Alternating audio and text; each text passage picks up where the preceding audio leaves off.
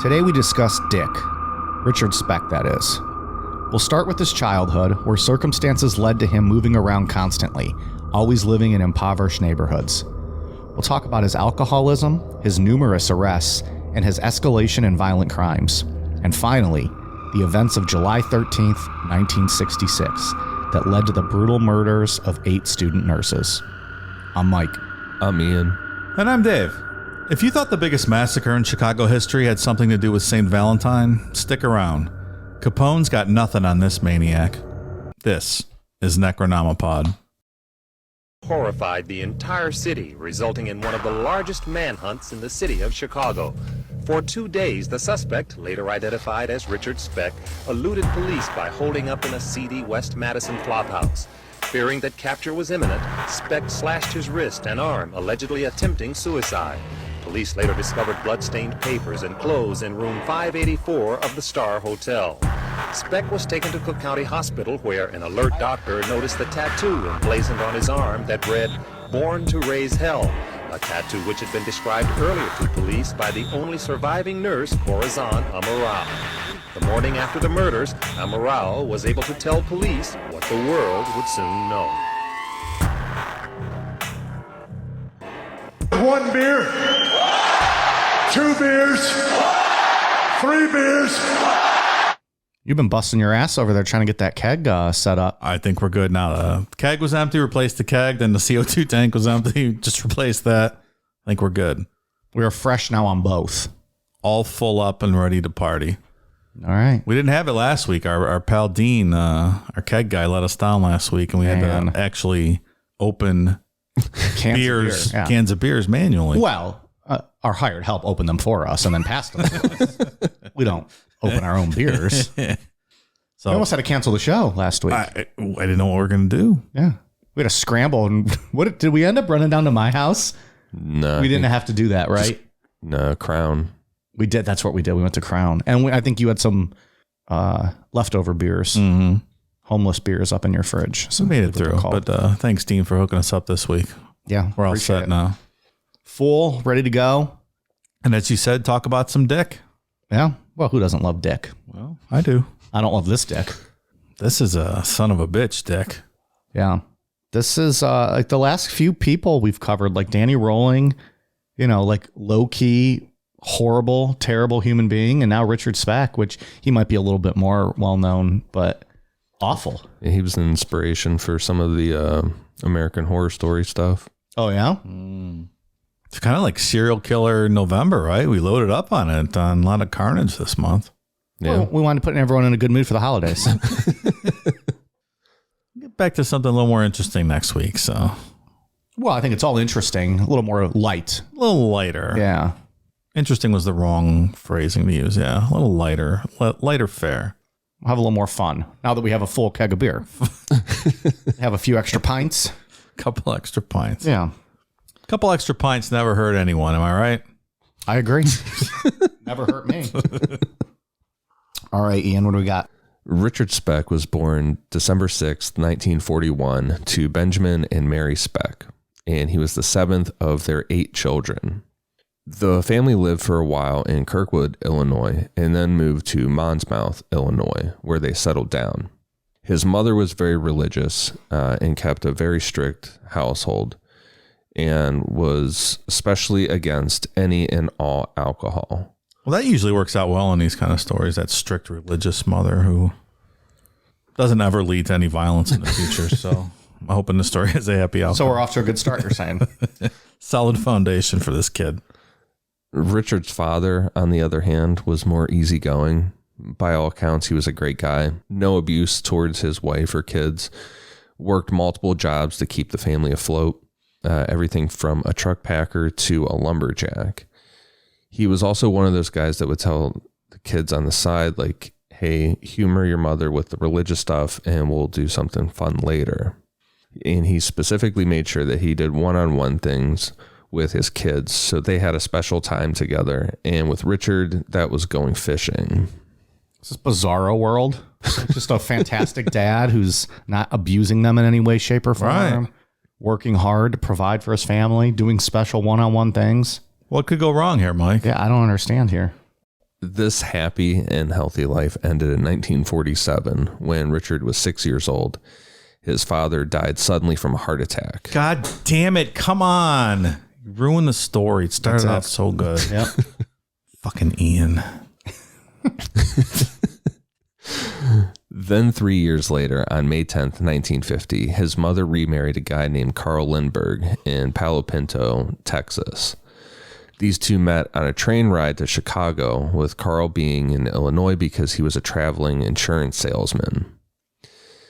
This sounded like a case of Mary struggling extremely hard to pay bills for 8 kids by herself. And here's this charming guy that's willing to help and be committed. But after they were married, that charming guy drops the act and turns out to be a huge asshole. If you met a single mom with 8 kids, would you date her? Yes or no? It's a lot of kids. How hot is she? Nah, I'm not even sure that matters. It's a lot of kids. 8. I mean, just a date. It's not committing yourself to raising those kids. He goes a step further than probably I'd advise. Can you imagine having 8 kids? You can't even keep track of my dog. 8 kids. What does your day look like if you have fucking 8 kids? You always hear that in like stories from, people that grew up back then. Oh, they were one of 12. Oh, yeah. Where's everyone sleeping? Insanity. Like you have 9 to a bed? I don't know. People are sleeping in like dresser drawers. Like you open one and get your underwear. It's like a kid in it. Like that Seinfeld where Kramer put the Japanese guys in the dresser. Yeah, and those oversized dressers. I don't know, man. That's a lot of kids. Pass. For sure. Too many. I have 2 kids and they're them talking to each other and yelling. It's like, Right. Times that by 4. Right. That is your life then, right? Like that is it. It's all kids. gotta You're be, consumed right? with every single thing they do. Or like those kooks on that TV show from Arkansas with how many kids they have? Like 20 kids? Oh, yeah. Like that 20 and counting. The pedo kid that was touching his sister and just got arrested for kitty porn. The Duggars. And then I just saw she's like pregnant again. Like while he's going to court for all this, she's pregnant with their next kid. The dad's a pedophile. No, the kid. Whoever is involved in the courts, his wife is pregnant. Oh, okay. Yeah. So I would say the mom, like his mom, her uterus has to have fallen out by now, right? So is the guy who's in trouble is one of like the 106 kids? Right. And do all the kids having kids probably? Like tons? Like exponentially never ends, right? Are they still on TV? It's the ultimate pyramid scheme. Just grows and grows and I don't know. They probably got canceled, right? When maybe they did. Their last episode was a mashup with Dateline NBC. I think the dad's running for like Senate in Arkansas or something. Of course, and he's gonna win. Yeah. Like, is that the guy his boy was fucking them kids? That's the one I'm voting for. Keeping up the Arkansas way. That's unreal. Well, he's like, well, I didn't do it. Vote for me. It's his campaign slogan. I didn't do it. That was my boy. I ain't touch no kids. Vote for me. Was it Dice, Andrew Dice Clay's? There was an old lady who lived in a shoe. She had so many kids, her uterus fell out. Oh! That's where that popped in my head from. That sounds like something he would say. Well, we're off to a good start here. Mm-hmm.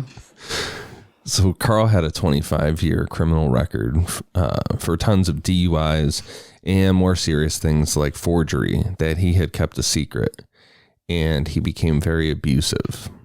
Instead of moving to Texas as soon as Mary remarried, Richard stayed behind with his younger sister, Carolyn, to finish 2nd grade. And the two of them lived with their aunt. And after the school year, they were sent to Santo, Texas to rejoin their mother.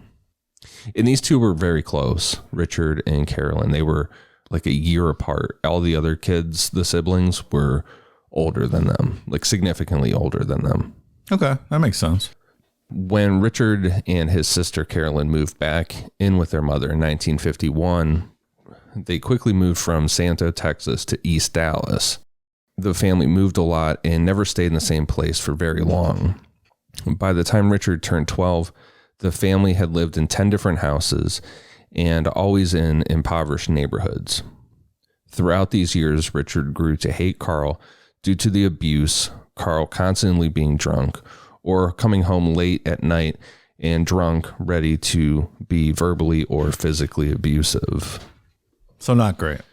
No, but nowhere close to some of the childhoods we've talked about. You could say a lot of upstanding citizens grew up in that same environment and never had a problem. Yeah. Maybe skewed towards the norm back in those days, you might say. And I would say that there's millions of people that have had a really shitty stepmom or stepfather come into their lives and turn out to be just fine. I think that's a fair statement.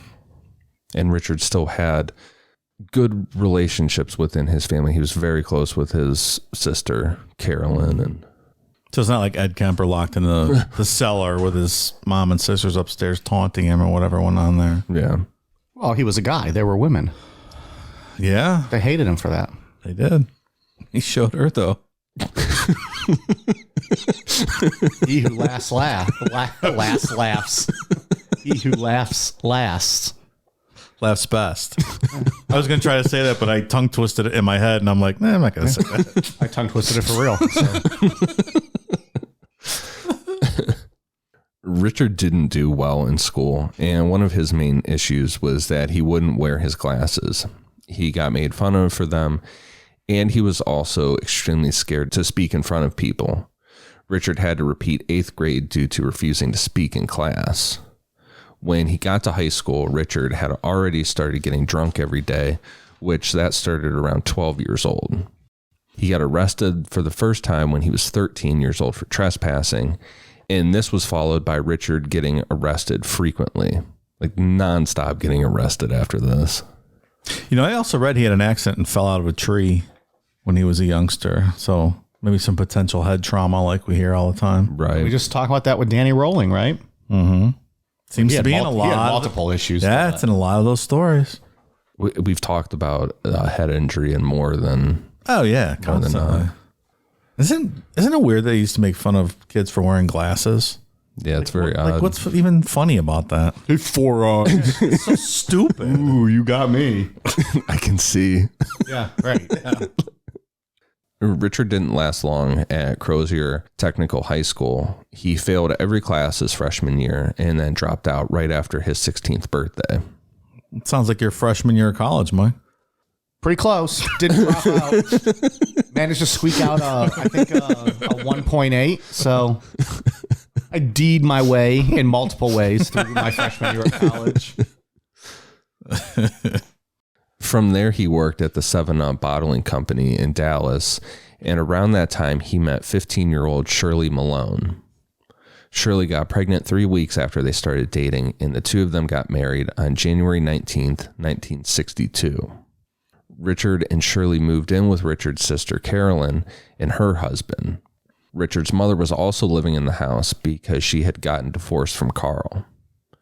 Getting married and having a baby didn't stop Richard from being pretty much nonstop drunk and always in trouble.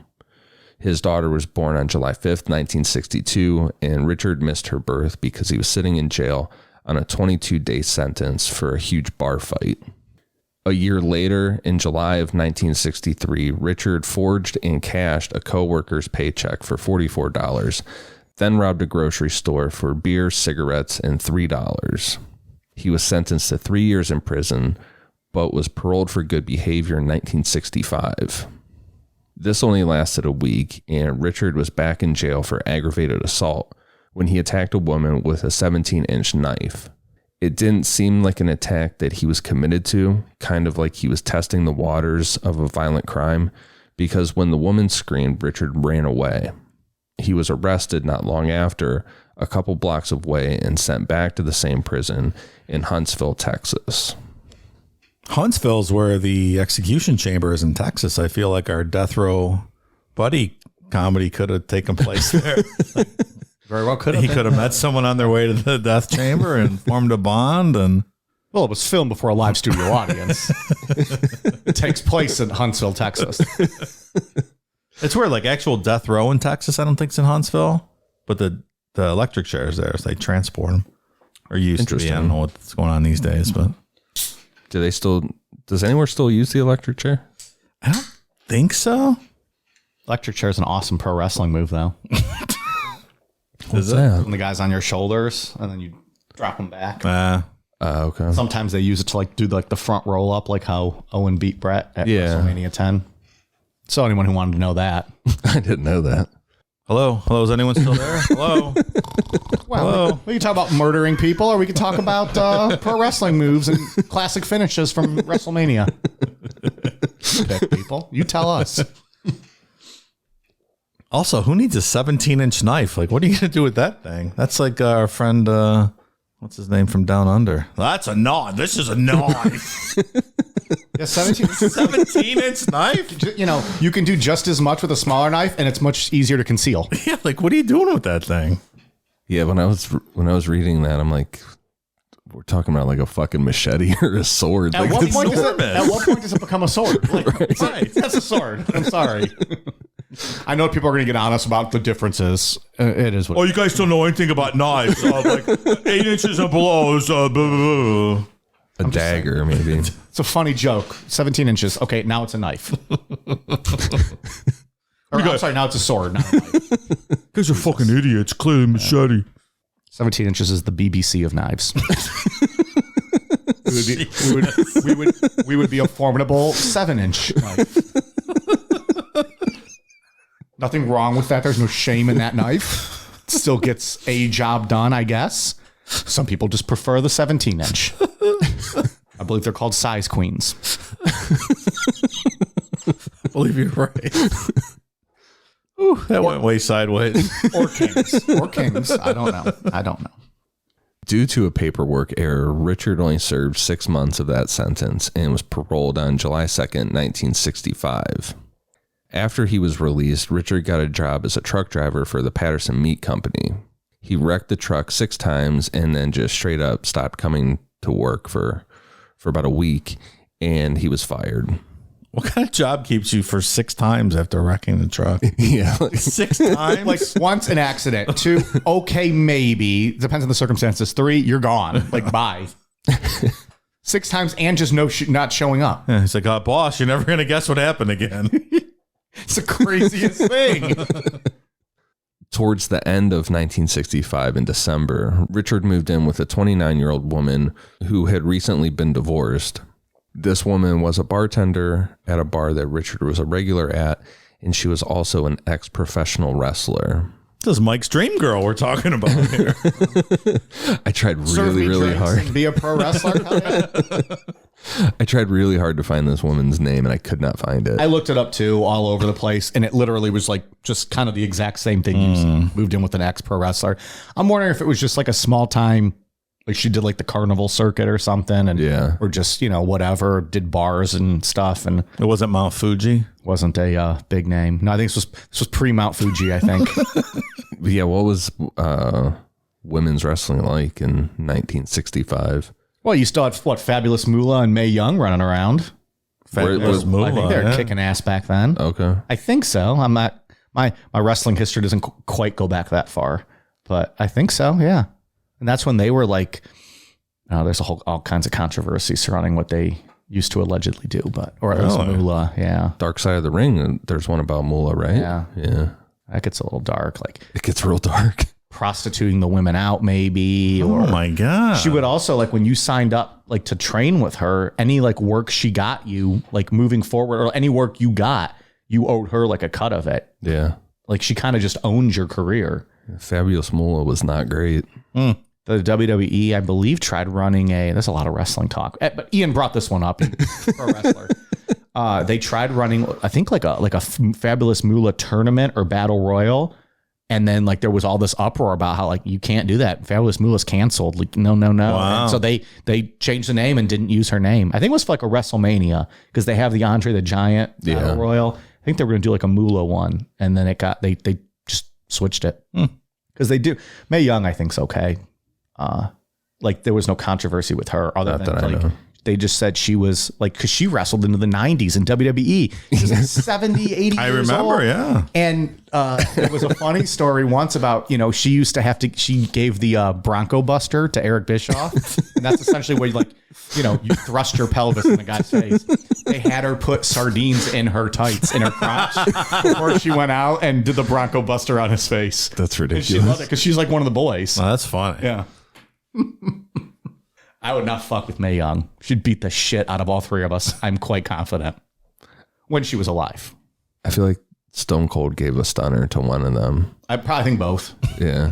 I feel like I remember Mullet getting a stunner at one point. Yeah. Bubba Ray Dudley did a power bomb, I think, off the rope. Mae Young through a table. Yeah. Those two are fucking wild in the 90s. Yeah. Crazy. Hello? Anyone there? I do not believe either of them were the ones who dated Richard Speck. He would have pulled out that 17-inch knife and they would have turned it around on him. Right. Richard and Shirley had been separated this whole time, and they were officially divorced in January of 1966. People in Richard's life said that the divorce triggered something in him. Like, even though this was all his fault, he blamed Shirley. The same month, as per usual, Richard was drinking at Ginny's Lounge and got into a fight. During the fight, Richard stabbed the guy and was arrested. His mother hired a defense lawyer, and the charge was reduced to disturbing the peace, resulting in a $10 fine. And disturbing a piece of my liver with a 17-inch knife. That's some reduction in charge, huh? Richard failed to pay that $10 fine, and he was sent to jail for 3 days. You get it reduced like that, and then you're just not even going to pay it. Like, man, take what you can get, pay that fine, and move on. Like, this is attempted murder charge, right? You got disturbing the peace. $10 fine. Can't do it. Then on March 5th, 1966, Richard robbed a grocery store and stole 70 cartons of cigarettes. Richard had bought an old used car and started selling the cigarettes out of his trunk, which the police easily traced the used car to Richard and caught word of the cigarettes being sold. A warrant was put out for his arrest, which would have been Richard's 42nd arrest. But his sister Carolyn drove him to a bus station, and then from there, Richard traveled to Chicago. It's like the kid, Henry Hill in Goodfellas, selling the smokes out of the trunk. That's the what I thought of. Like, it's fine. It's fine. Like, oh, the kid, he broke his cherry. That's right. They had the big celebration when he comes out of court. Yeah. Also, we see the trend of these guys being bad criminals continuing because he is not very good at this. There's been a lot of similarities Not between him at and all. Danny Rolling in the first really bad opening thieves. pages. And then 42 times. It's got to be some kind of record. not good at this trade that they're trying to apply. Switch your something. Yeah, find a new hobby. Yeah. Crime is not for you. Richard stayed with his sister Martha and her family in Chicago for a few days, then went back to his hometown of Monmouth, where he stayed with some old family friends. Richard's brother, Howard, was a carpenter in Monmouth and found a job for him sanding for another Monmouth carpenter. You know who else was a carpenter? Who's that? Harrison Ford before he got the Star Wars job. You thought I was going to say Jesus. I did. To be honest, I don't know where you're going to go with that one. I thought it was going to be Jesus for sure. I mean, Jesus' stepfather Joseph, the first cuck, was also a carpenter, but Was Harrison Ford actually a carpenter? yeah, until he got the Han Solo gig. Well, All right. I guess at He that was a point, set carpenter. I'd hang up the tool belt at that point, too. Yeah, right. Fucking Han Solo. Getting that now. You don't have Star to do Wars that money shit the rest of anymore. your life. You literally didn't have to make another movie again. Yeah. You're making out with Princess Leia. You don't have to play with wood anymore. We've been You can play with your wood now. way too much Star Wars talk the last few weeks. Around this time, Richard found out that his ex-wife Shirley got remarried 2 days after their divorce was finalized. Richard had already held this irrational grudge against Shirley over the divorce, but this news sent him over. At that point, he moved into the Christie Hotel in downtown Monmouth on March 25th and started spending all of his time at bars. On April 3rd, 1966, Richard broke into the home of 65-year-old Virgil Harris. Virgil was out babysitting for the night, but when she got home around 1 a.m., she found Richard holding a knife and going through her things. Holding the knife to Virgil, Richard blindfolded her, tied her up, raped her, and then stole any valuables he could find. Virgil later told the police that the man was, quote, very polite and spoke very softly with a southern drawl. Ma'am, I apologize, but I reckon I'm going to have to rape you. It's another Danny Rolling thing. He apologized every time he was robbing somebody. It's nothing but nice and saying, I'm sorry. A week later, 32-year-old Mary Pierce, a bartender who worked at her brother-in-law's bar, Frank's Place, in downtown Monmouth, was last seen leaving the bar at 12:20 a.m. on April 9th, 1966. She was reported missing on April 13th, and her body was found that same day in an empty pig house behind the bar. Mary had died from being hit in the stomach so hard that it ruptured her liver. Is pig house like a literal meaning? Like they actually keep pigs there? Yeah. I didn't know how else to write it. Like a pig pen maybe, but I don't know if a pen has a roof. I don't know how all that works. So it's like an enclosed. Yeah. Just like in the middle of the town. It seems like a pretty small place. Yeah, still.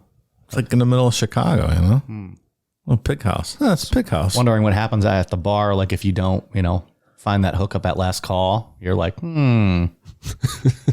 Squeal. it's right there. I'm not saying I would ever do that, but I've never had to worry about finding a hookup at last call. Of course not. Not with that 17-inch monster. I wish. Squeal. Is that from the movie? Deliverance. Yeah. Oh, that's such an upsetting noise in general. Like a pig squeal. It's just, I wish I'd have pulled that clip. This just goes to show that we don't rehearse any of this. This is all just on the seat of our pants, because otherwise Dave would have had that ready to go. But guess what he's going to have for next week? Right. If only this was a two-parter, he would have had it.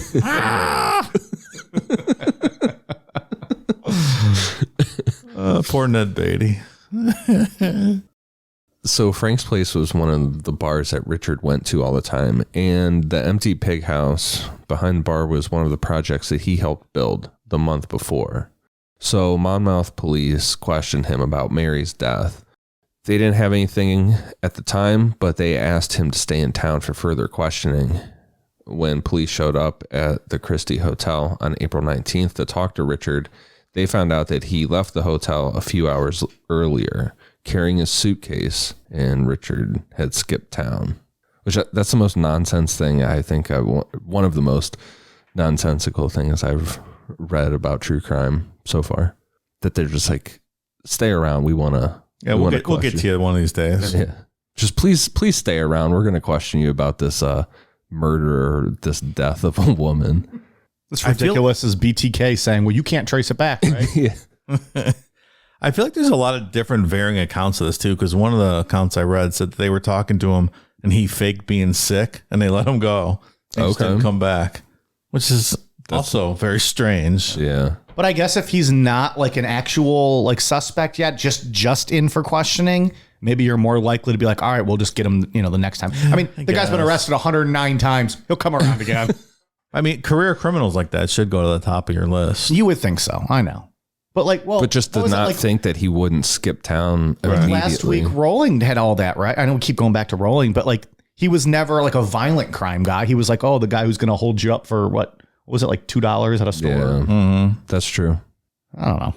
Mike keeps rolling. Right on back to the episode. Meanwhile, like in 3 weeks, you'll ask me something about him, and I won't even remember who that person is. It's like, who? What? Did we cover him? What? No, I heard that guy.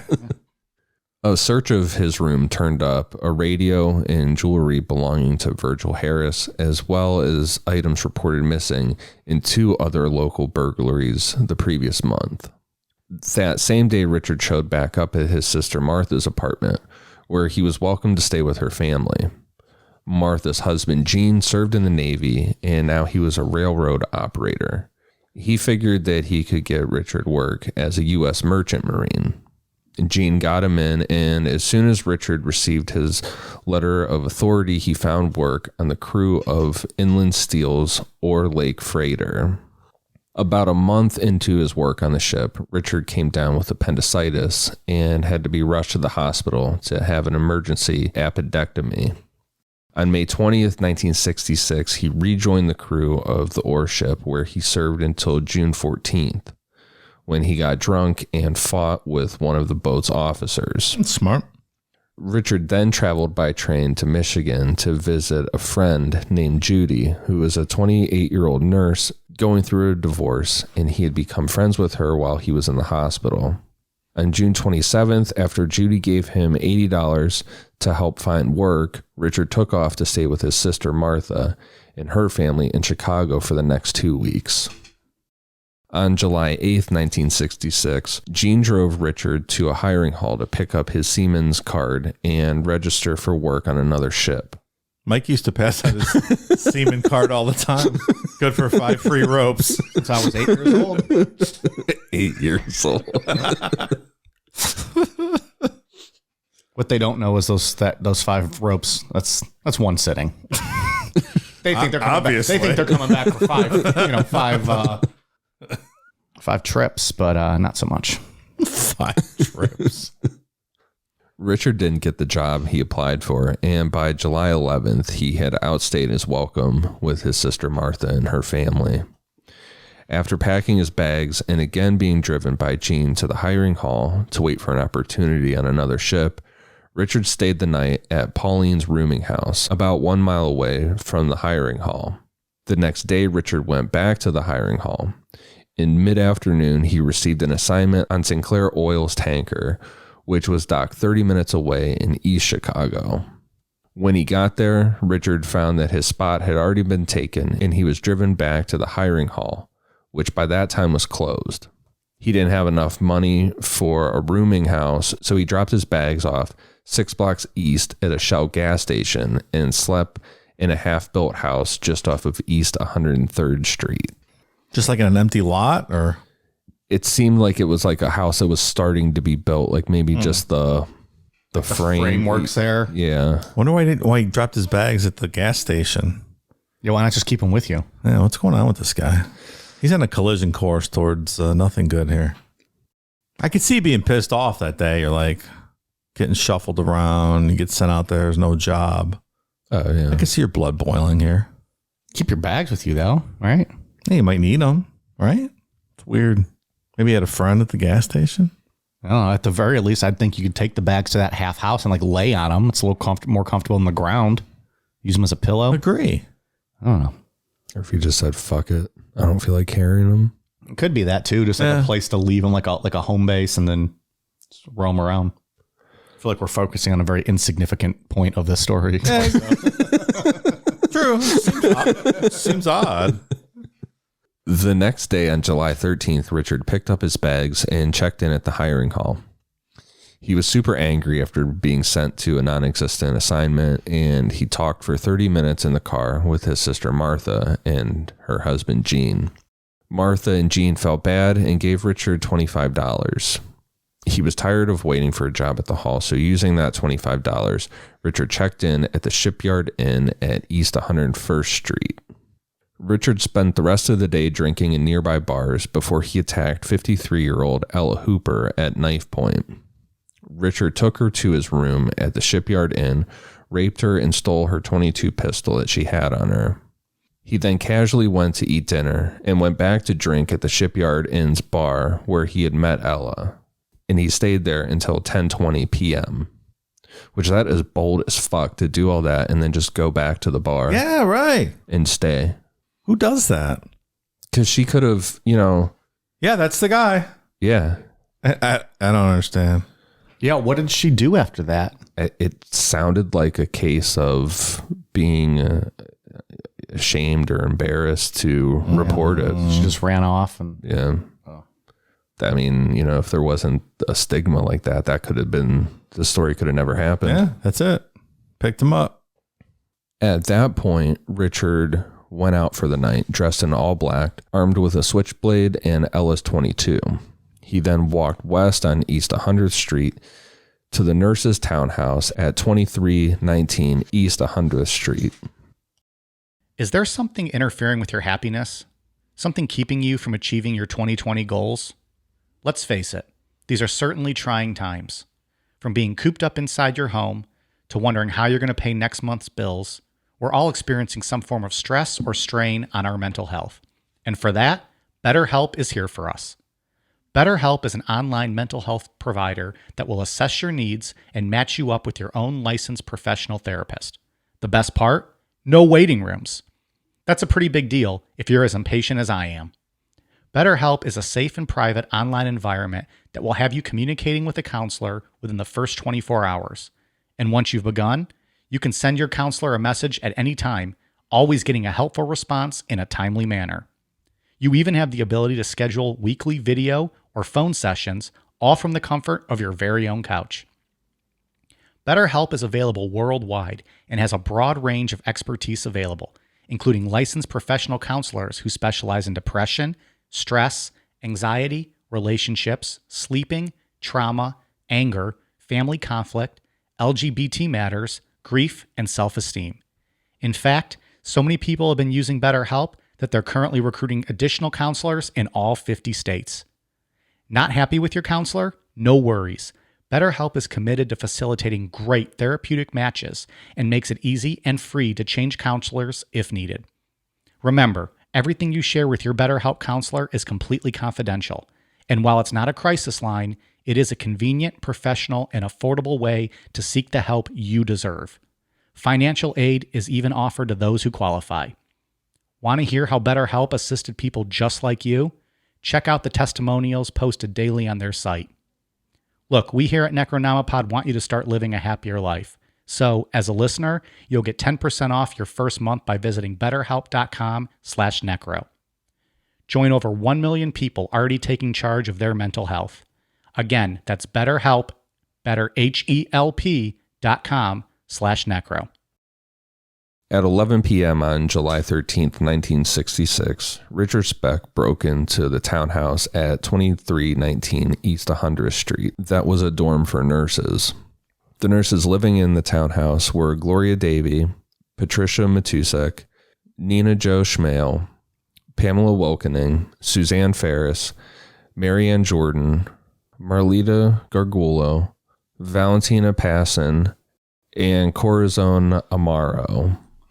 Richard held the women in a room for hours as they tried to talk him down, and one by one he led them out of the room in intervals of 20 to 30 minutes.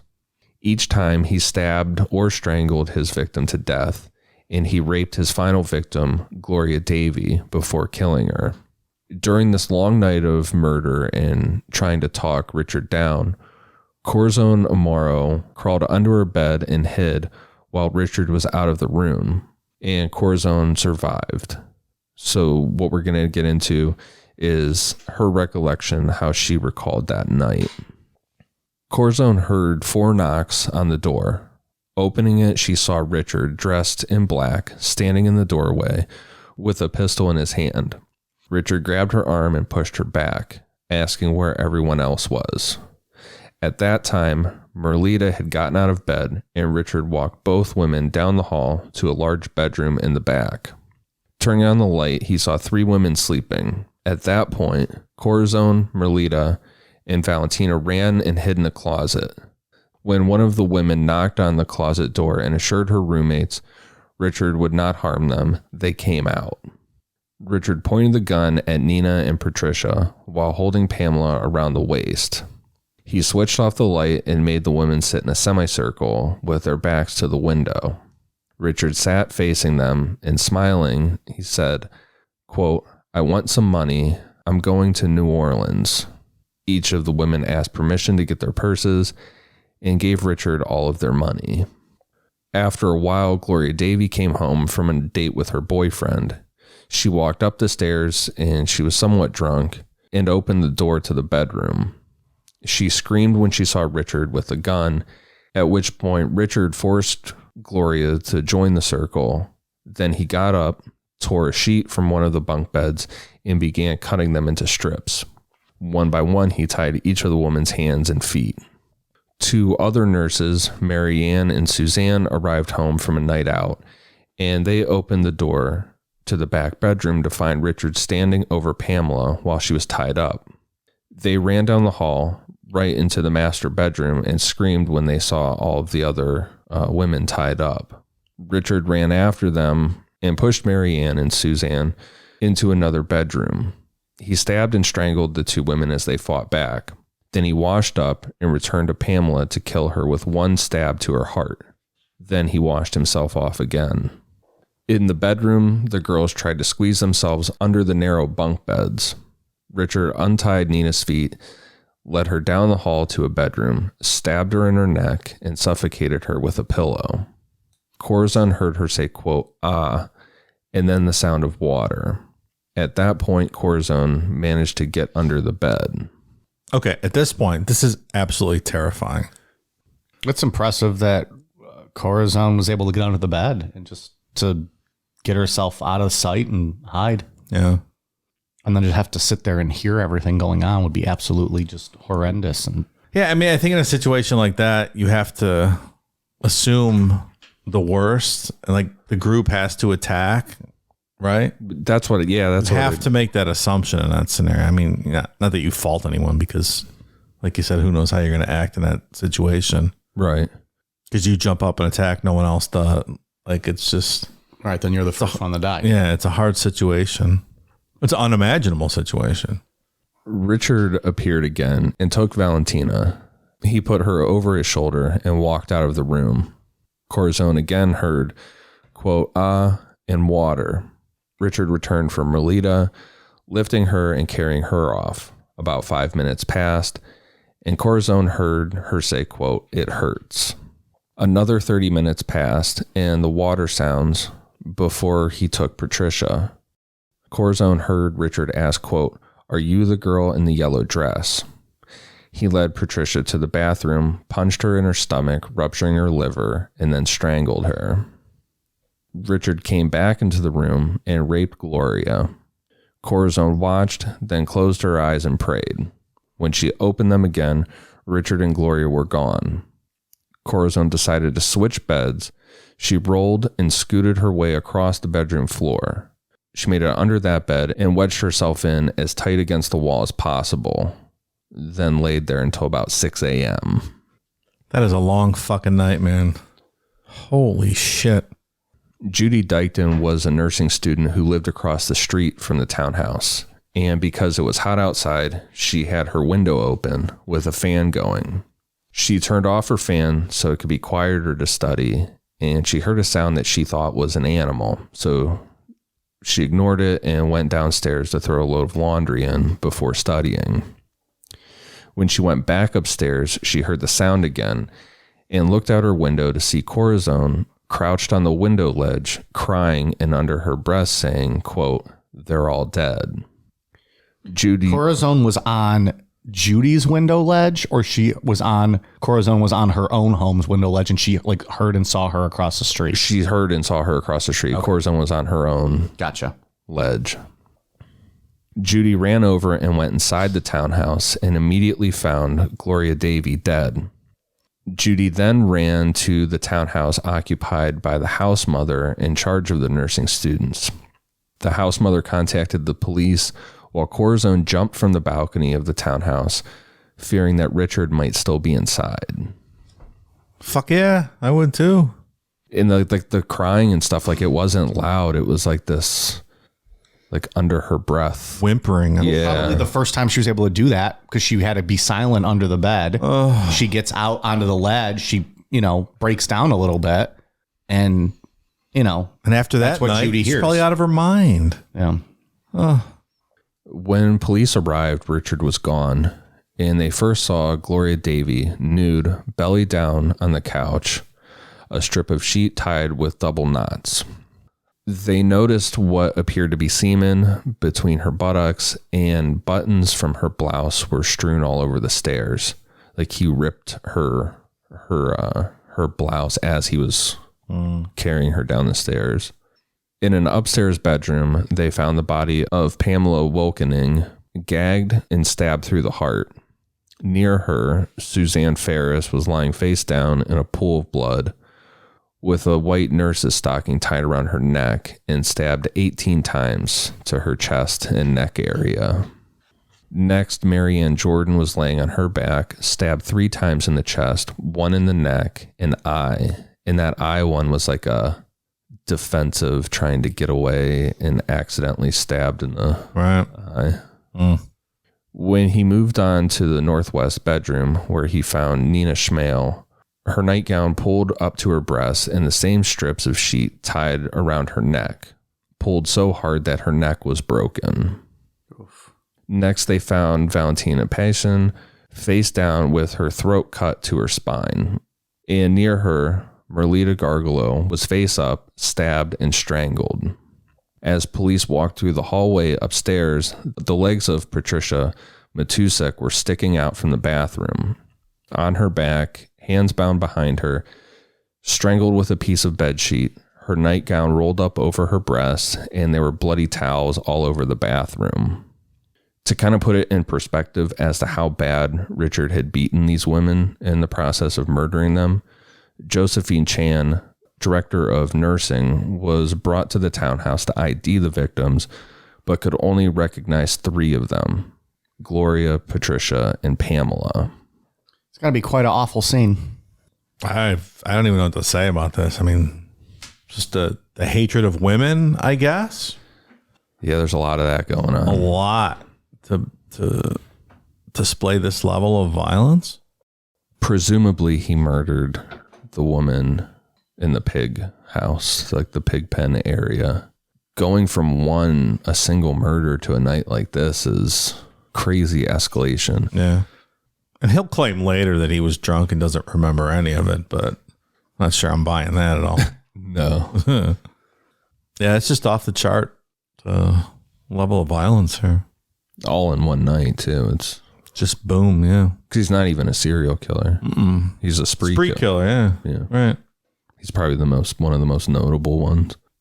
Does it have to be separate days to be a serial killer? Yeah. Like just all in one night? They're just, obviously that's not, but... There's a criteria for how many days in between. I don't know. Like, I'm honestly at a loss of words for this one. That doesn't happen, but it's just really... It's such a crazy story. I mean, there's just I don't know what to say. Like, what do you say? Yeah, I have no words. I mean, it's probably the first kind of event, or I don't know, mass murder of its kind like this in the modern day, right? I can't think of anything else like this, right? No. I mean, it's huge news all across the country, and it was a big deal. I mean, it's really similar to Ted Bundy's last. Right. Right. He just... Bundy, at that point, he knew he was going to be caught, so he just went in. All in? Yeah. We covered that Patreon episode earlier this year. We did.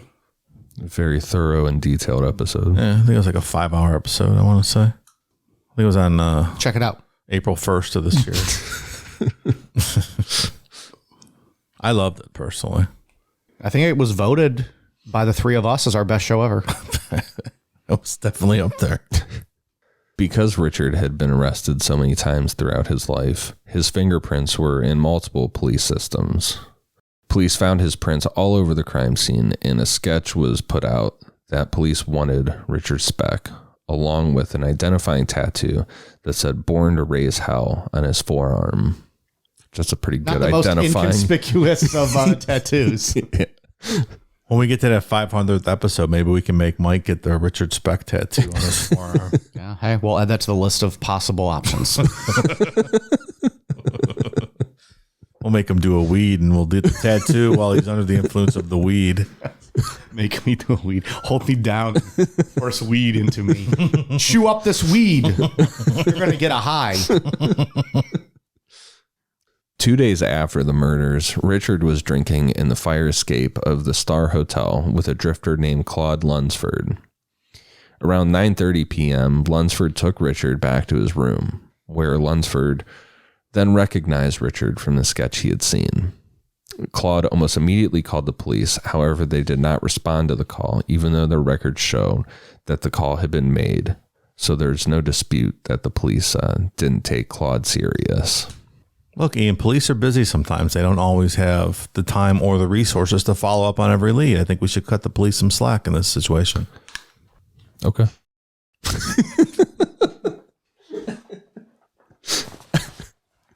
And never mind the fact that Dick was a drifter and hung out around these parts and was in and out of different lodging houses. But he could never be around old Claude Lunsford. You mean the tip was pretty solid and maybe something that would have called for immediate reaction? Looking back upon this story, I feel as if the police should have followed up on this tip. Okay, well, hindsight being 2020, Mike, I don't know that you could possibly make that call at that time. I don't know. Maybe they were getting too many tips at that point. You know, and the one thing about that too is I don't know what type of record Claude had. You know, he could have had a reputation with the police.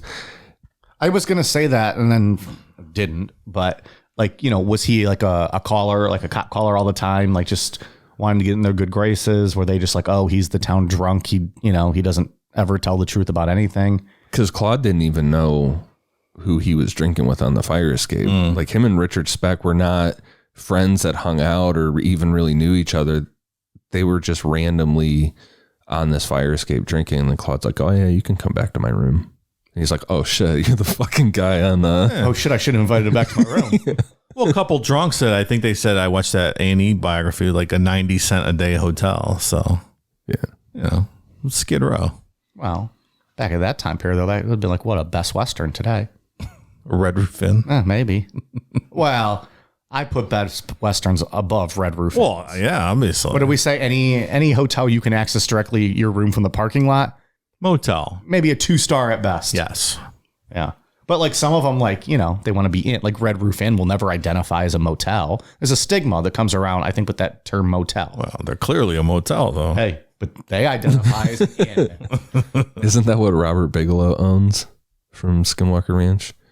Well, that sounds right. What does he own? He owns one of those hotels or Red motel Roof drink. Inn? I think it's Red Roof Inn. That sounds right, yeah. I said at Red Roof Inn, I know one time in New Jersey. I think that's the only time I ever did. Luckily, it was upstairs, so it wasn't like right off the parking lot, but it, you know, it's still a motel. It's not my favorite. No. That's where he made all his money, and then he put it all into UFOs. And I mean, for being motels or inns like that, Red Roof Inn's not awful, as opposed to like some of those roadside motels and stuff. Like I think I've told the story. I stayed in a motel once where there was bullet holes in the door and there was cigarette hole burns in the sheets, in the literal sheets, which were like sandpaper anyway. So I wasn't touching those. They have one ply toilet paper in that joint. Yeah, I think I had to bring my own. You know, that's one of those days when you go to Chipotle and you grab the entire thing of napkins and take them back with you just in case. It's crazy how standards change as you get older. Like, Oh, yeah. I like stayed in that place and was like, okay, this is where I'm going to sleep tonight. I would have slept in my car now if it was one of the other options. Right. later that night, Richard attempted suicide, and the Star Hotel desk clerk called 911 around midnight. Richard was taken to Cook County Hospital at 12:30 a.m. on July 17th. At the hospital, Richard was recognized by Dr. Leroy Smith, a 25-year-old surgical physician who had read about the Born to Raise Hell tattoo in a newspaper story. So as soon as he saw the tattoo, he called police and Richard was arrested. There's a creepy video of when they went to get him of him just laying in a hotel in the hospital room. Just fucking dead eye, blank stare. Super creepy. They were recording it? Yeah. Like the police were? Yeah. Or reporters, or the judge, they let the prosecutor in. But yeah, a couple of people in. That's uncommon, right? Like that seems bizarre. Very strange. Super creepy. Richard was seen by 3 doctors picked by the defense and 3 doctors picked by the prosecution. This group consisted of 5 psychiatrists and 1 general doctor. These doctors all found that Richard had not been insane at the time of the murders, meaning that he knew right from wrong. The defense is looking at him like, motherfuckers. That is Trusted you. It is so hard to get insanity for really anything. You know, like if Richard Chase didn't get insanity. They never want to give you that. No. But some of the people are insane. So what's the point of having the insanity plea, right? Clearly, some people are insane. Yeah. If you show an ounce of right and wrong, like you show an ounce of trying to hide what you did, then it's done. Mm-hmm. John Hinckley Jr., he got the insanity. Now he's out walking around. Yeah. Free and clear. Ed Gein got it. Yeah. But he never got out. He'd stayed in the hospital forever. That's good. Yeah. He needed to be there. He didn't need to come out. I forgot about that. We covered that so long ago. He's the only serial killer I can think of that got insanity. After this determination, Richard was seen twice a week by Dr. Marvin Zipperin, who was employed by the jail. Dr. Zipperin had some good analysis of Richard, specifically that Richard had a Madonna whore complex, first written about by Sigmund Freud. Basically, what it means is that Richard and men like him view women as saints. Like they're pure, but as soon as the woman did something that made Richard or other men feel betrayed, that woman is now a whore and dirty, no matter how little the supposed betrayal is. It's a incel disease. You can sum that. You can sum that up. Right there, you go. Incel syndrome. I like that. Everybody knows dirty AKA girls are way more disease. fun, right? Completely backwards. You know, you said that about Hinckley before. Wasn't he trying to live out Taxi Driver? Like that was his motivation, wasn't it? Like he was trying to impress Jodie Foster. Jodie Foster. Yeah. Yeah. He's a weird dude, man. He tried to assassinate President Reagan. Okay. Yeah. He's Only like a couple months into Reagan's term, right? It was like early 81, March wasn't it? of 81. Yeah. Yeah. He was fresh in. I remember watching the news after school that day. Yeah. Yeah. And the movie Taxi Driver with De Niro, De Niro tries to assassinate a candidate for the president, and Jodie Foster's in that movie. So Hinckley thought, oh, well, if I assassinate Reagan, Jodie Foster will love me. Interesting story. It's an interesting line of thinking. Mm-hmm. The guy's all Perhaps insane. Yeah. like he's on Twitter now. He's tweeting and stuff. Can we get him on a show? You want to interview him? I don't know if I'd want to. I'd have to Kind of think about creepy, that. right? That'd be a little weird. I don't know. He's free of all. I don't know a lot about him. I'm gonna have to look into it more. Like he's free and clear, no parole restrictions or anything. He's just out and about. Nuts.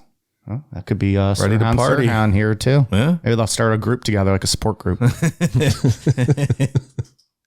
Dr. Zipperin ended up not testifying at trial because it was found out that he was writing a book about Richard, which resulted him being fired from the jail.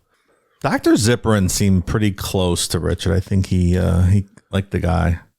Interesting. Had an affinity for the guy. It was an interesting relationship after watching his interview on that Annie biography. He also said Richard liked to paint too, like our other Chicago friend, John Wayne Gacy. Yeah. Are his paintings like worth a lot of money now, like Gacy's were? I don't know. I didn't really see anything about it. Like he was painting giraffes and I'm sure they would be worth money. A leopard. I forget what he was painting exactly. A leper or a leopard? Leopard. Oh, okay. Big difference.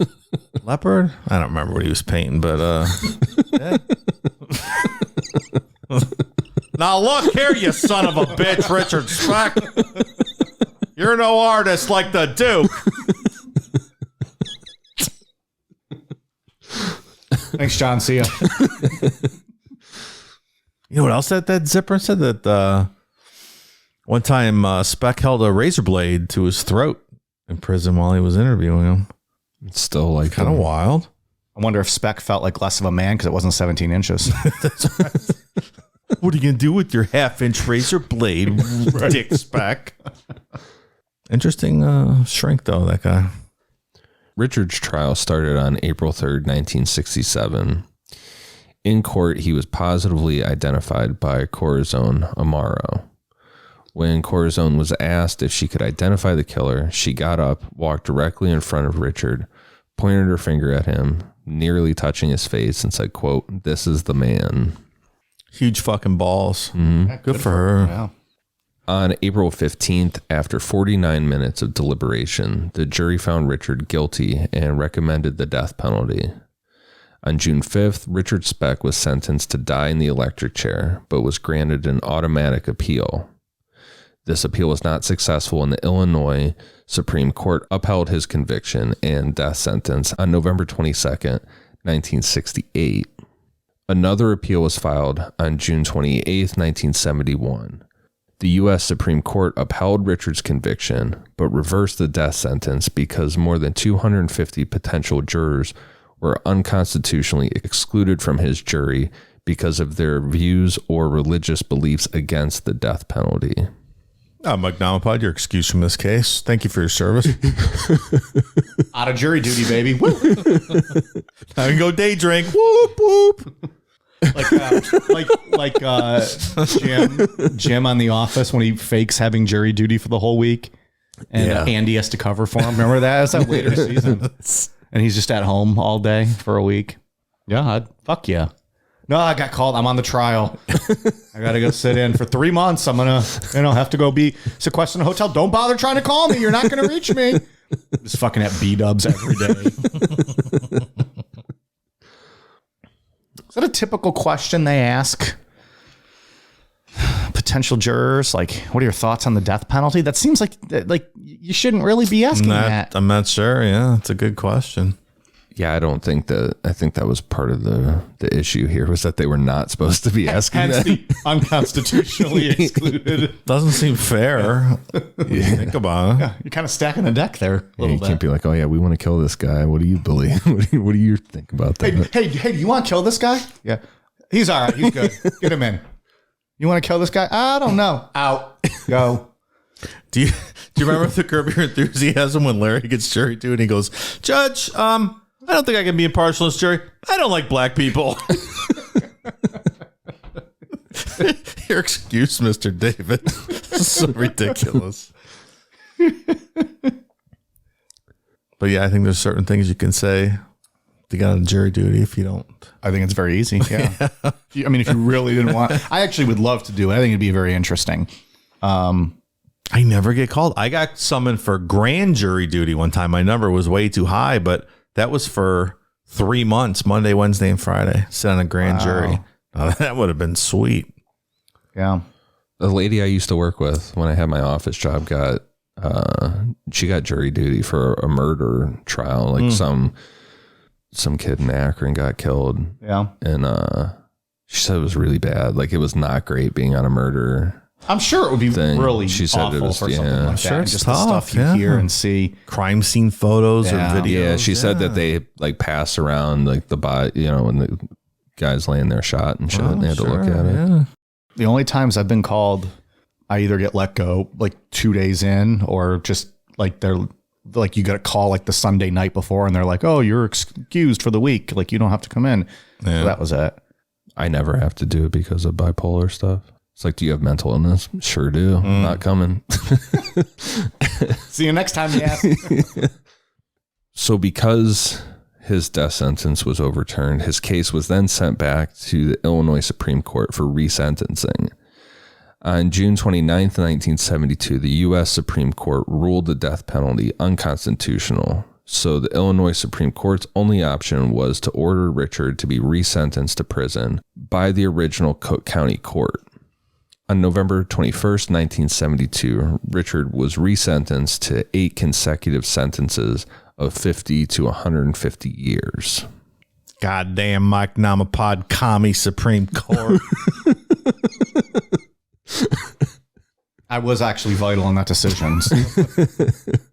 I wrote a very well-researched paper and sent it to the court for their consideration.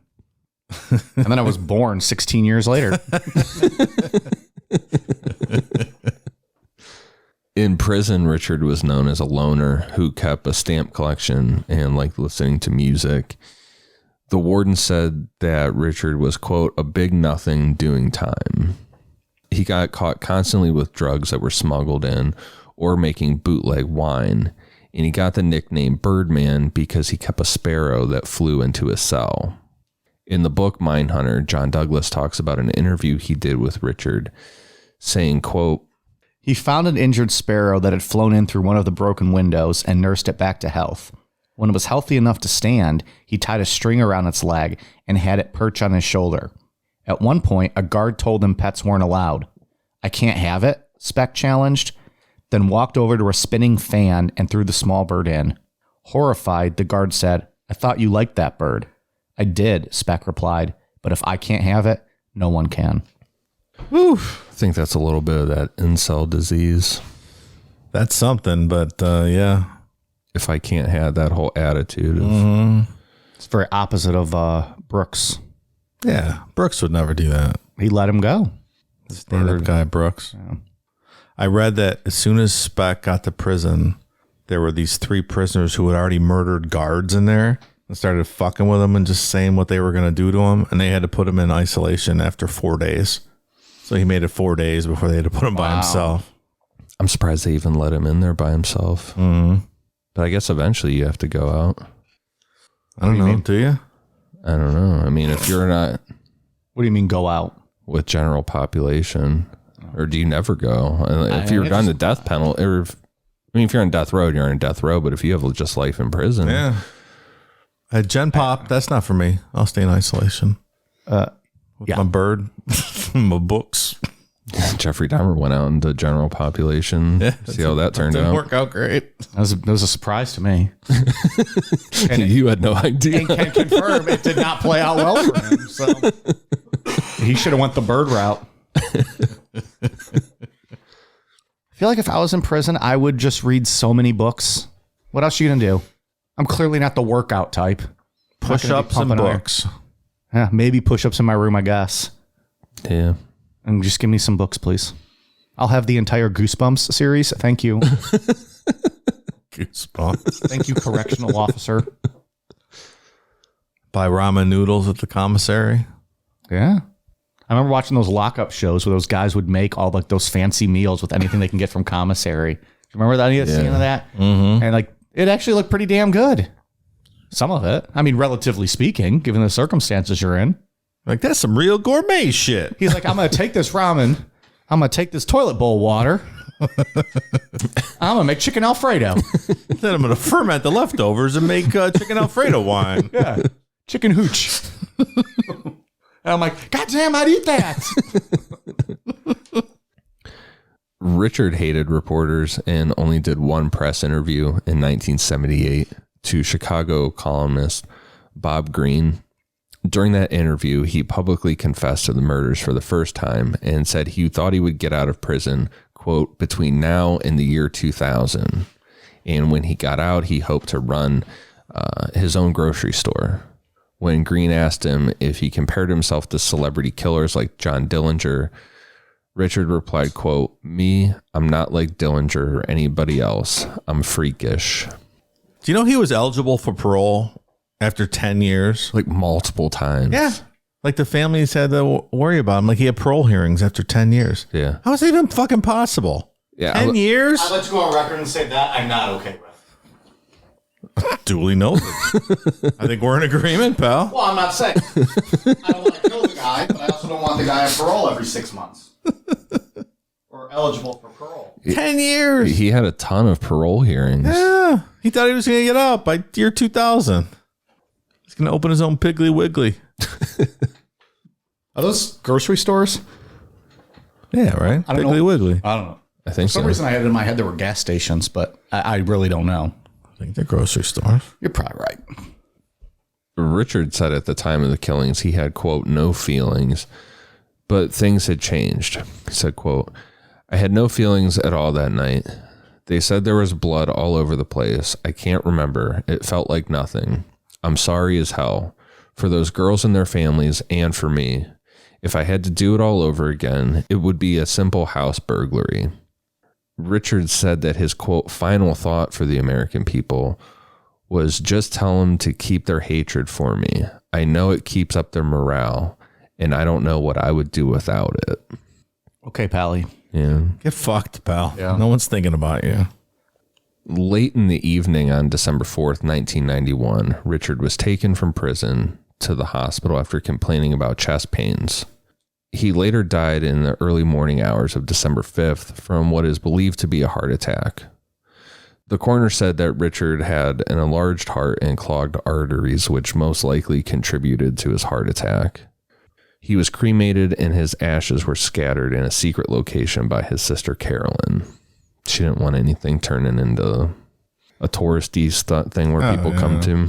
Hopefully it was in a toilet bowl somewhere. Well, I'm assuming his sister did not do that. Maybe in the pig shack. In May 1996, Chicago television news anchor Bill Curtis received videotapes made at Stateville Correctional Center in 1988 from an anonymous attorney. The videotapes showed sex, drug use, and money being passed around by prisoners who had no fear of being caught. In the center was Richard performing oral sex on another inmate, doing a bunch of cocaine with another inmate, walking around in silk panties, and had female-like breasts grown from smuggling hormone treatments, and bragging, quote, "If they only knew how much fun I was having, they'd turn me loose." From behind the camera, a prisoner asked Richard if he killed the nurses, to which Richard responded, quote, "Sure I did." When asked why, Richard shrugged and jokingly said, quote, "It just wasn't their night." When he was asked about how he felt about himself in the years since, he said, quote, "Like I always felt, had no feeling. If you're asking me if I felt sorry, no." He also described in detail the experience of strangling someone. He said, quote, "It's not like TV. It takes over 3 minutes and you have to have a lot of strength." What an absolute piece of shit. This is a wild turn of events. Yeah, so these videotapes. They are something to behold. What the fuck's going on? Yeah. What the hell's happening? It's just like, you know, the last image you saw, the guy was from, 25 years ago at the trial. And then he's sitting there topless with boobs doing blow off some guy's lap. It's just very striking. It's just. And like the guy asked him what color is the panties. Yeah, you are. wearing those blue panties today? Can we see him? And he takes his pants off and he's got these silky underpants on. It's just bizarre. And he has like this kind of I don't even know what you would call it. It's not a Karen haircut. Well, it kind of is, but like he looks like Randy Quaid from what's the bowling movie with Woody Harrelson? Kingpin. Yeah, That's a fucked That's up what it photo. looks like to me. couple things about like what's going on there. Wouldn't the guards know he was smuggling in something that was changing his appearance? Wouldn't they be like, "Hey, what the fuck's going on?" I don't know. Like, do a lot of guys just get fat in prison, eating garbage food and not getting any exercise? That it's not. I didn't think fat. Like as man- soon as you saw him, you're like, Yeah. oh, something changed. Yeah, they're breasts. They're not just Yeah. like man boobs. But yeah, I don't know. Do we ever figure out who took the video? No, they That's said what I it an wanna anonymous attorney. I have so many damn questions about this. People, I was reading news articles and stuff. People were fucking furious. Oh yeah, the guy's partying in there. Yeah, they had like a town hall meeting that was just fucking packed with people I'm sure. pissed off. If they only knew how much fun I was having, they'd turn me loose. Yeah. He's just bragging about having the time of his life in there.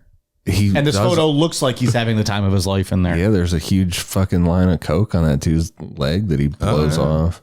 I mean, they interviewed, I believe, that shrink again, the doctors of porn, and he feels like Richard subjected himself to this as kind of a punishment, like humiliating himself to be kind of like passed around as the prison bitch, Yeah. to give himself, I don't know, I don't buy that one. punishment for what he had done. Yeah, I'm not sure I buy it either. All right, Doc. There was another person's opinion on that said that that's how he chose to survive. It makes Instead of sense. getting his ass whooped and just beat up, like just become. Because a lot of times a guy like that, they would have just, he wouldn't have made it very long. Mm-hmm. That's But how now he chose to has survive. Yeah. That's some interesting. worth Maybe. to, a reason for them to not kill him. Going so far as just doing hormones and stuff and getting boobs like out of it. The guy's Like as opposed to just giving in and being like, okay, do whatever you want to me. the guy's fucking butt ugly though. Oh, yeah. He really is an ugly individual, and it's bizarre. I don't know. He's got that that greaser look, like from a movie from like the 50s, 60s. Yeah, right. Like the bad guy. Yeah, like the scummy bad guy in a greaser It's movie. exactly right. That's it to a T. And with like the Born to Raise Hell tattoo and everything. Like the guy in Outsiders that came to fight Matt Dillon. Yeah. Exactly. You know where Daly is? I know he slashed my tires. What's that guy's name? Tim something. I can't remember his name. I know he slashed my tires. Such a good movie. All right. Final thoughts, Ian? I know he's interesting. It's not what I didn't really know much about him, honestly, going into it. You always hear his name associated with things. I don't know why. There's nothing that would have pointed towards him being capable of doing something like this. No, he just seemed like a drunk petty thief, and it just escalated really quickly. Yeah. Like we said before, there's tons of people that have shitty childhoods, and even more that have had a step parent come in that is not a great person, don't end up murdering people. Yeah, it's a hard one to pad. I'll give my opinion that this was a valid death penalty case, and someone the planet could do without. Just my opinion. Well, except for that whole swaying the jury pool to make sure it was people who I'm speaking hypothetically in a perfect world. Gotcha. I get that the justice system doesn't really always work as it should in this country. Well, that's It's not always that's fair a and kind equitable. What a kind statement that was. In a perfect world, all things being equal, this is someone the world could do without. And I'm not sad that he's not here anymore. A lot of strength and bravery from Corazon being able to Good for her. to just stay in that spot for hours and hours. It's unimaginable. I don't think I could do that. Because you think in your head, the second I make a sound, he's going to hear. Right. Just be shaking uncontrollably. Yeah, I don't know. There's another story I read in Vice. I forgot to mention that one of their, I'm going to mess this up, but one of their nurse friends, someone came to the front door, rang the bell. And I guess by the time Speck got down there to answer the door, she was already in the back, ringing the back doorbell. And then he went there, but there was a delay, and he went back upstairs and just hoped that she would go away, which she did. So she Saved her own life. she got pretty fucking lucky there. Just one of those escapees who came pretty close to the fire. Wild. How just so close. Yeah. Just a little delay. I don't know. I think the most shocking thing about this is he was eligible for parole in 10 years. Like, how is that even possible? Yeah.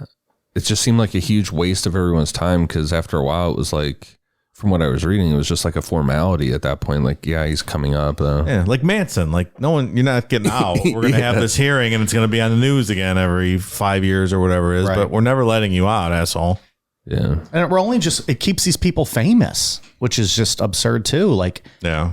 I don't agree with that at all. But if that's your family, like, you want to think about that every year or whatever No, the that's what I'm saying. interval Like, was. You don't want to have to worry about ever. that. You don't ever want to think about that again. You want to know, I would imagine, I mean, we don't know what it's like to be in that situation, but you would want to imagine that you never have to worry about this person again. Yeah. No matter what the sentence is. Right. It's December 15th again. That fucking asshole Richard Speck's getting a parole hearing, so we got to worry about this again. That's awful. Yeah, it's not very fair to the family. No. I think one of the most shocking things about him to me is like the impulse control. Like, it's so impulsive to break in there with a robbery in your mind and then kill everyone in the house. In the way he did it. Right. It's not like he just killed everyone. He took his time with each of them. It's just a crazy just escalation out of nowhere. So you're not buying that his story that he was drunk and high and doesn't remember any of it? No. No. Did he say hi too? Yeah, he had some drug things and He said he was drinking all day at the bar and someone injected him with speed. Or he probably did a weed. He probably did a weed because that's, And that's the last thing he remembers. someone is injected him speed with known to make you black out. I don't think that's how it No, works. it doesn't really work that way. No. Look, I had my fair share of alcohols. I feel like even in my darkest depths of drunkenness, if I'm killing 8 people, I'm going to remember that the next day. Yeah. or partially through those brutal murders, I'm sobering up and being like, what the fuck am I doing? Yeah. Also, I would never do that. So Allegedly. Well, I wouldn't admit it on here. I'm not a terrible criminal like this guy was. No, you're not. You're an upstanding citizen, Mike. Only thing you slay is the punani. Or I'm a really good criminal. You just don't know. It's true. Fucking George Clooney in Ocean's 11 over here. Although he was the one that he was in prison for something, wasn't he? He was, Brad Pitt had to go pick him up. All right, I'm Brad Pitt. So overall, I give thumbs down to Richard Speck. Not a fan of this guy at all. Yeah, I concur. Thumbs down. Yeah. Ian, we going 3 for 3? Yeah, 2 thumbs down. 2 thumbs. That's four thumbs down. Necronomipod is no fan of you, Richard Speck. Oh, we will not. We would never have you on the show. Just want you to know. If we had that option, we would say no, thank you. We decline your offer, Richard Speck. Yeah. Hopefully some prison reform came out of that video. That shit was wild. One would hope. Yeah, I imagine it probably did. People were it for real was like a party in there. Party going on. I'd imagine Joliet. some jobs probably were lost. Some reform. Yeah. And let's make sure that's not happening anymore. Because this is more of a frat house than it is a prison. You know what isn't a prison, Dave? Tell me. Becoming a patron of Necronomipod. It's the greatest thing one could do for themselves. We have some shout outs for some new patrons. Thank you very much to Adam, Sharon Reef-Snyder, Matthew Williams, Matt P. VR6, Nick Knoll, Matthew Klee, Noah Sanders, Levi Younger, Plumpy Daytona, Chantry Jelinek, Christian Hewitt, Randy Castillo, May Salazar, Jessica Hunter, Heavy Tevi, Samantha Greenwood, Greg, Robin Cameron, Riley Slusher, Diana, Jack P., Rosalind Ryan, Anita Hardcock. What a lovely name. Tracy Hawkins, Angel Castrellin, Marcos, Jay McIlroy, Kelsey Cahera, Ethan Casbolt, Unicorn Sparkle Barf, Amber N. Lopresti, Dan Dada, Joanna, Jessica Curry, Catherine L., Mackie Phillips, Nathan Ring, Anonymous123, Rachel and Ashton, Devin Koulis, In the AM, Jen Gage, Candy Long, Matt, and Mike Eats Ian's Jelly Beans. Well, Ian's never offered me any jelly beans. I would love to have some jelly beans, but the Starburst kind, if I could put it in an order. Not the black licorice kind? No, I don't prefer them. I don't hate them, but I don't prefer jelly beans. But if I'm going to eat them, the Starburst ones are bomb.com. Yeah, you won't catch me with jelly beans. Yeah. Well, Don't love them. apparently people want it to happen. So if you can just bring me some jelly beans, that'd be great. Maybe at Easter. Save it for them when they're all fresh in the stores. Anyways, thank you all very much to those new patrons. We are at patreon.com/Necronomipod if you are interested. Ian, what do you got? For iTunes, I have one for Miss Scarlet Witch, Maria Mom of 3, and Darn Dude. Thank you guys for the awesome reviews. Dave, you got anything else? No, not really. That's it. You ready to go? Yeah, I'm just sitting here. Yeah. Listen to you guys. I got nothing. Wearing a Cleveland Brown shirt. Oof, that's going to be tough this week for us. Fucking Browns. Son of a bitch. Hey, at least we didn't tie to the worst team in the league. No, we didn't. That was something. Someone put online a GIF of 2 flaming trash bins rolling down the street. It's like a live look at the Lions Steelers game. It's like, it's incredible. It was something. I will mention We were trash also. It was just a trash NFL weekend all around. I will say I was in Cocoa Beach this past weekend, and I saw the SpaceX launch out of my balcony. See, you got something to add at the end of the show. From Cape Canaveral. Super cool. 10 out of 10 would recommend. Absolutely would recommend. All right. Sounds yeah, that super is pretty cool. neat. Yeah, it was neat. That's perfect timing because you didn't know. And then you'd get there and you're like, oh, by the way, Yeah, it got I think delayed. I could see something. Yeah, it got delayed Friday. It got scrubbed because of weather, and then Saturday morning. Yeah. It was really cool. Luckily, you had been up for 4 hours by then. Yeah.